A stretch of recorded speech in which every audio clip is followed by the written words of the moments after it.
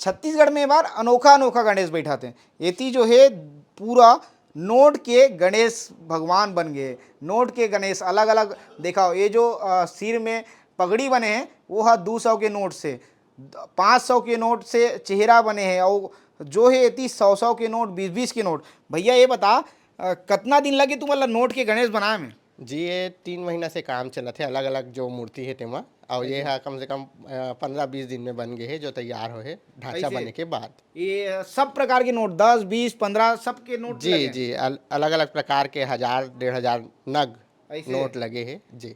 1000 note लग गए हमें? जी ऐसे ये बता, ये जो नोट है ये नकली कि असली भैया? जी ये बच्चा मन के खेले बाद जो नोट आते हैं चिल्ड्रन बैंक करके, ओकर से बनाए गए। ऐसे ये कहाँ बैठने वाला भी जी है? ये डगनिया में बैठी बमलेश्वरी चौक में। ऐसे ता ये जो नोट के गणेश है ये है रायपुर के डगनिया में बमलेश्वरी चौक में बैठने वाला है। वहाँ तुम वहाँ जाके दर्शन कर सकते हो। कितना सुंदर नोटों के जो गणेश है, नोटों के जो गणेश भगवान बने हैं वो कल दर्शन डगनिया में होने वाला है।